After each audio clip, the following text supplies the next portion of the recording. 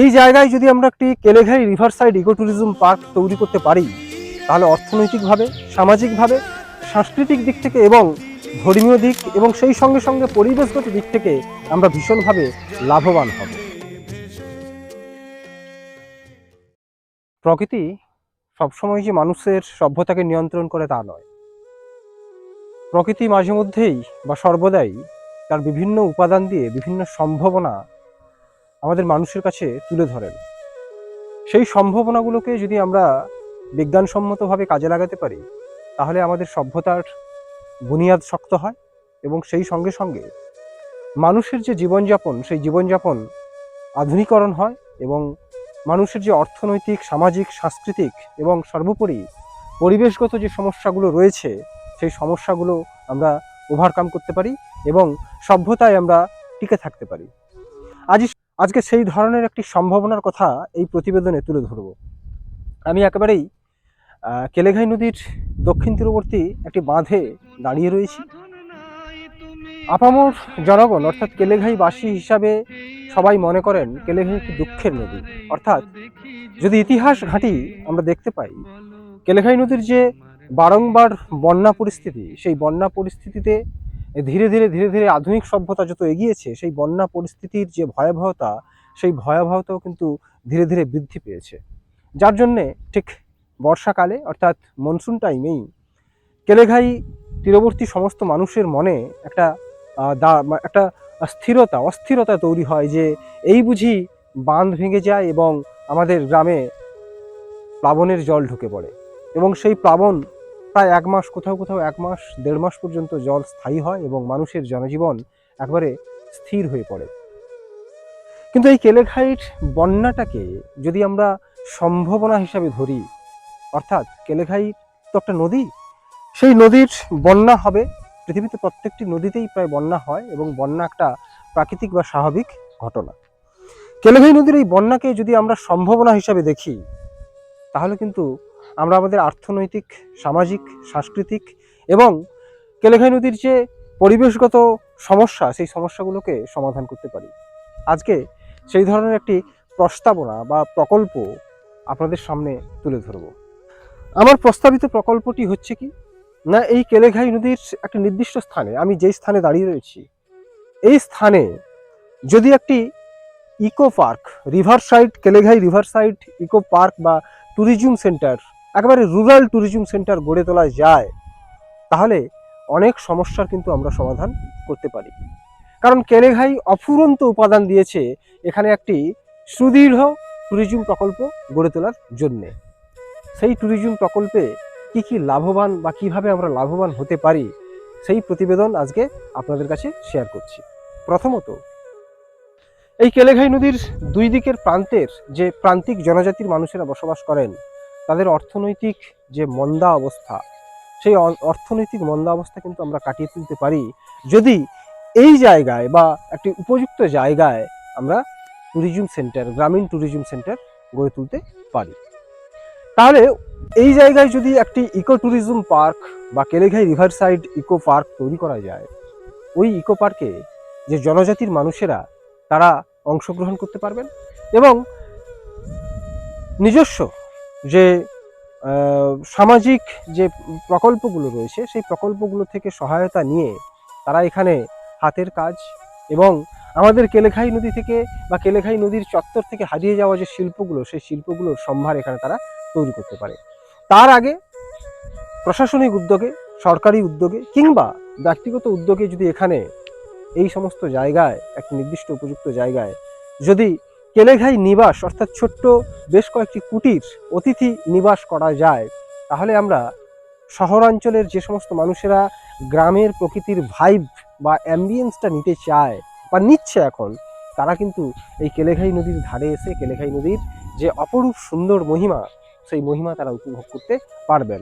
সেই সঙ্গে সঙ্গে সেখান থেকে যে একটা ইকোনমি তৈরি হবে, অর্থনৈতিক পরিস্থিতি তৈরি হবে, সেই অর্থনৈতিক পরিস্থিতি লাভবান, অর্থাৎ সেই পরিস্থিতি থেকে লাভবান হবে আমাদের এই অঞ্চলের পিছিয়ে পড়া জনজাতির মানুষেরা। এটা গেল অর্থনৈতিক দিক। এবার আসি সামাজিক দিক। আমাদের কেলেঘাই নদীর সমাজ জীবনে যে সমস্ত সংস্কৃতিগুলো ছিল, সামাজিক সংস্কৃতিগুলো ছিল, যে কালচারগুলো ছিল, সেই কালচারগুলো কিন্তু আধুনিকতার ছোঁয়ায় ধীরে ধীরে হারিয়ে যাচ্ছে। সেই সমস্ত কালচারাল যে এন্টিটিগুলো, কালচারাল যে সংস্কৃতি বা সাংস্কৃতিক যে উপাদানগুলো ছিল, সেই উপাদানগুলোকে এই ইকো ট্যুরিজমের মাধ্যমে আমরা প্রিজার্ভ করতে পারি বা সংরক্ষণ করতে পারি। এখানে আমরা একটা সামাজিক মেলা তৈরি করতে পারি, সামাজিক মেলা বা বৈকালিক সামাজিক আড্ডা তৈরি করতে পারি। যারা বাইরে থেকে আসবেন বা যে সমস্ত ট্যুরিস্ট, লোকাল ট্যুরিস্টরাও এই নদীর ভাইব বা এই নদীর যে বন্যা পরিস্থিতি তৈরি হয়েছে সেই বন্যা পরিস্থিতি দেখার জন্য আসবেন, তারা এই ছোট্ট হাটে মার্কেটিং করতে পারবেন এবং সেই সঙ্গে সঙ্গে সমাজের যে সংস্কৃতির যে অংশগুলো, উপাদানগুলো হারিয়ে যাচ্ছে, সেই সম্পর্কে তারা ওয়াকিবহাল হতে পারবেন। এই ব্যবস্থায় আমাদের আঞ্চলিক যে সাংস্কৃতিক উপাদানগুলো, সেগুলো বিশ্বের বাজারে, বিশ্বের না হোক আমাদের শহরাঞ্চলের মানুষের মধ্যে একটা ব্যাপক সাড়া তৈরি করবে। এরপরে আসি, আমাদের এই কেলেঘাই নদীকে কেন্দ্র করে বেশ কয়েকটি ধর্মীয় স্থান এখনো পর্যন্ত আছে এবং ঐতিহাসিকভাবে সেইগুলো সমৃদ্ধ।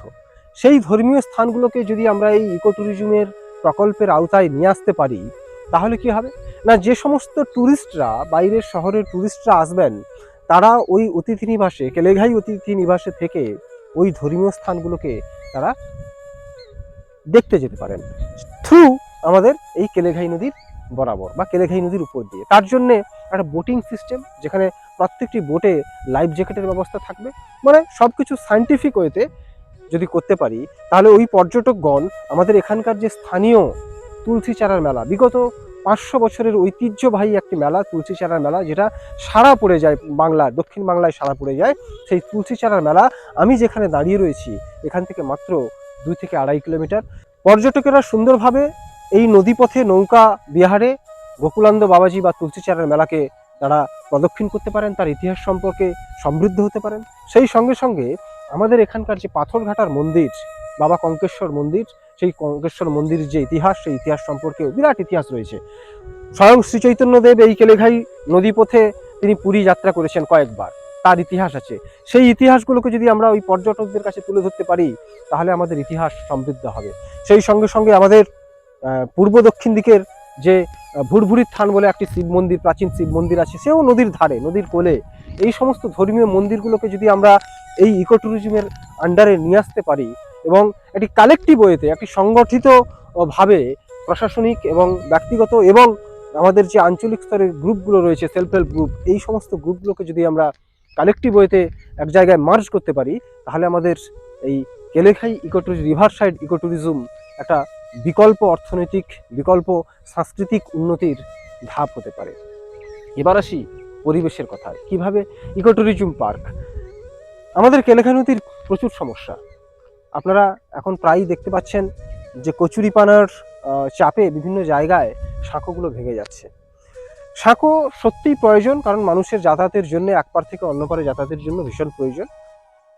এই সাঁকোগুলোকে যদি আধুনিকরণ করতে পারি, অর্থাৎ এই সাঁকোগুলোকে যদি আমরা ফ্লোটিং বা কিংবা বোটিং দিয়ে করতে পারি, তাহলে এই কচুরিপানার চাপ বা কচুরিপানা যে নদীটাকে বিধ্বস্ত করছে, তার ইকোসিস্টেমকে নষ্ট করে দিচ্ছে, সেই ব্যবস্থায় আমরা এটাকে রিকভার করতে পারি।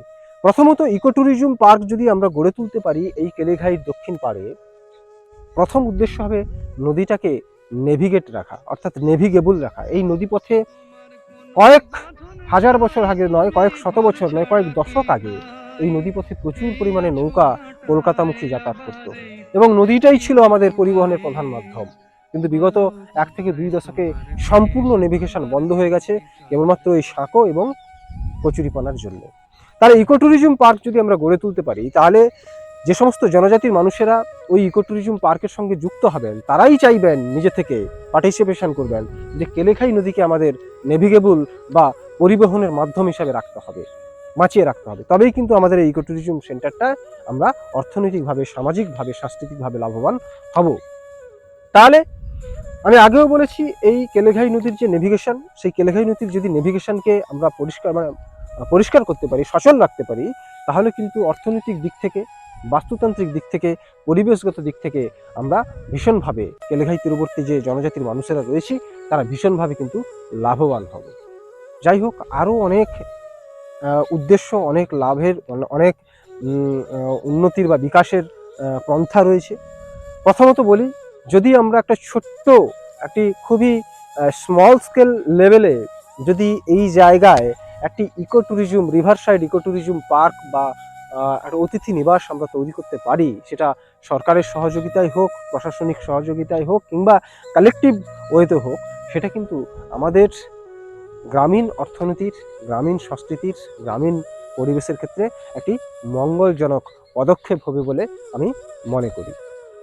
অনেক কথাই বললাম, এটা আমার নিজস্ব পরিকল্পনা, নিজস্ব প্রস্তাবনা।